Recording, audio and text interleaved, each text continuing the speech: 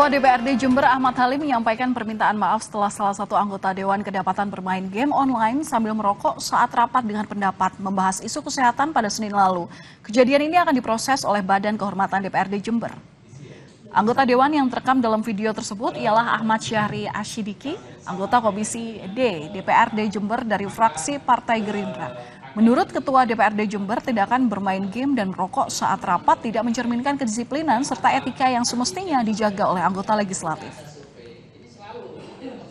Pertama, kami atas nama pimpinan DPRD menyampaikan permohonan maaf dan kita akan proses karena ini juga menyangkut etika lembaga DPRD.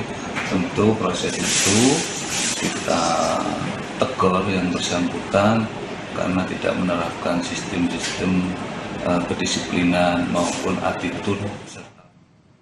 Sorotan lain, saudara, polisi bersama imigrasi dan PPATK bongkar markas judi online di Hayamuruk, Jakarta. Ratusan warga negara asing tertangkap mengelola 75 situs judi online. Dan jurnalis Kompas TV, Niputu Trisnanda dan Alfa Farid melihat langsung bagaimana seluk-beluk markas judi online Hayamuruk.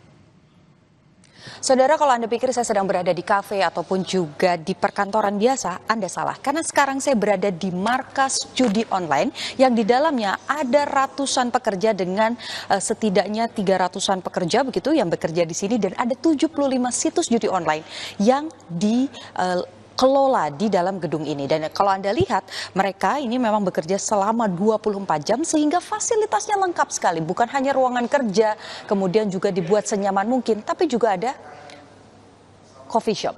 Ada banyak negara yang kemudian juga terlibat, salah satunya dari 300-an orang yang kemudian ditangkap dan juga sekitar 275 orang ditetapkan tersangka, ada warga negara Indonesia, tapi juga ada berbagai negara lain seperti Kamboja, Thailand, Malaysia, Vietnam, dan juga beberapa negara lagi. Sudah bersama kami salah satu penyidik yang kemudian juga mengusut kasus ini. Ini memang ada fasilitas apa saja sih, Bang, di sini? Memang kita lihat di sini ada beberapa tempat seperti coffee shop, lalu mungkin tadi kita bisa lihat ada beberapa locker. Jadi di sini diciptakan bagaimana para pekerja yang 24 hour di sini bekerja itu nyaman. Sebelumnya ruangan apa saja, dan ini dibaginya tuh memang per negara, per tugas yang kemudian dilakukan atau seperti apa? Jadi di sini sebenarnya mereka ini campur ya. Di sini ada bagian dari customer service, di sini ada sebagai admin, di sini juga ada sebagai marketing, lalu juga ada sebagai bagian dari pencairan dana. Kita bisa melihat ini tempatnya seperti bioskop seperti itu.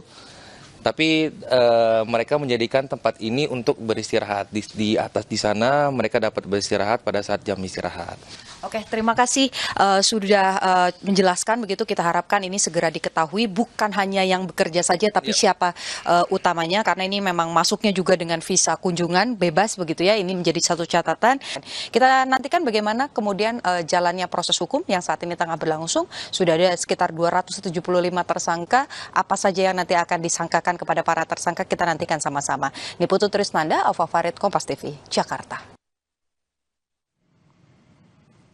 Menyambut long weekend, stasiun kereta api Pasar Senen dipadati pelancong. Lebih dari 35.000 penumpang meninggalkan Jakarta.